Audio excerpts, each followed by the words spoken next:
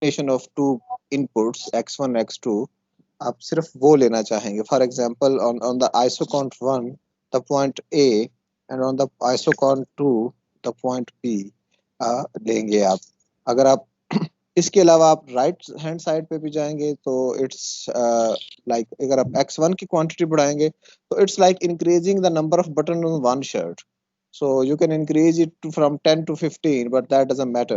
That will be redundant inputs. You will only need point A. या आप 10 shirt के ऊपर 10 बटन नहीं लगा सकते. आपको स्पेसिफिक क्वांटिटी ही यूज करनी होगी. So this is what we have. Leontief production function. Graphically speaking, the goods exhibit in such with such characteristics. So what are the characteristics? Number one, constant returns to scale. The goods which are perfect complements, they would exhibit the constant returns to scale, which means the constant returns आपने पढ़ा ही हुआ है कि जितना आप input डालेंगे उस हिसाब से उसका आउटपुट बन जाएगा. So ऐसा नहीं है कि आप थोड़ा इनपुट यूज करेंगे तो ज्यादा आउटपुट जनरेट हो जाएगी with this production function, with this production technology. जितना आप input, because they are fixed, they are very fixed in proportions. So आप जितना इसमें डालते जाएंगे इनपुट्स, उसी हिसाब से आपका आउटपुट जनरेट होता जाएगा. ठीक है जी. तो एक तो ये होगी. And elasticity of substitution is zero.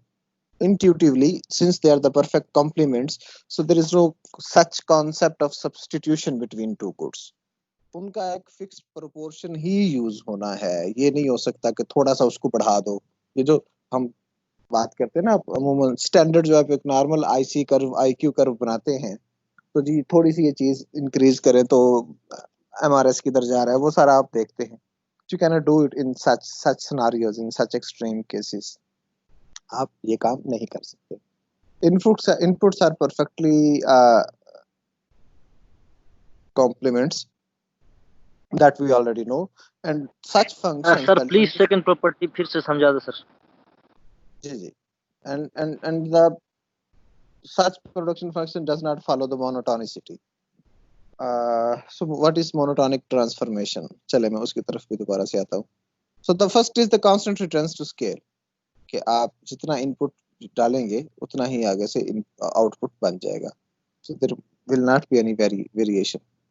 Elasticity of substitution is zero, which means कि आप एक इनपुट को थोड़ा सा बढ़ा के दूसरा थोड़ा सा कम नहीं कर सकते. सब्स्टिट्यूशन जिस तरह आप गुड्स के कॉन्सेप्ट में आज तक पढ़ते आए हैं कि एक गुड्स की कंजम्पशन को थोड़ा सा कम करके दूसरी थोड़ी सी बढ़ा लो.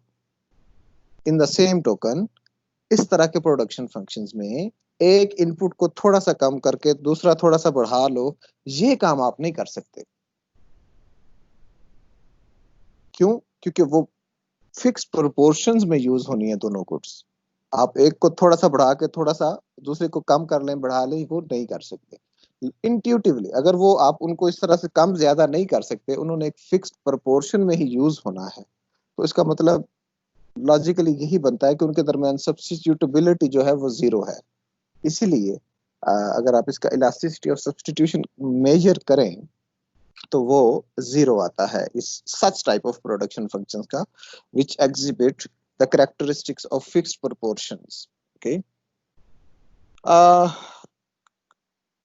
Does not follow the monotonicity. आपने ये अभी कंजम्पशन थ्योरी में Marshallian demand functions, Hicksian demand systems पढ़े होंगे.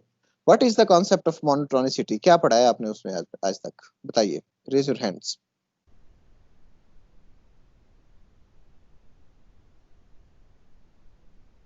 Yes, Anika Munir. Sir, I just know generally कि होता क्या है ना, like ji the ji. quantities or like let's say the quantities vary in such a way कि वो ना decrease होता है ना increase होता है. Okay, that's new. Yes, Najiba Kadir. Sir जब हम नॉन कंसर्टेशन वाला एक्सियम पढ़ रहे थे तो उसमें हमने पढ़ा था कि प्रेफरेंसेस जो होती हैं वो मोनोटोनिक होती हैं, विच मीन्स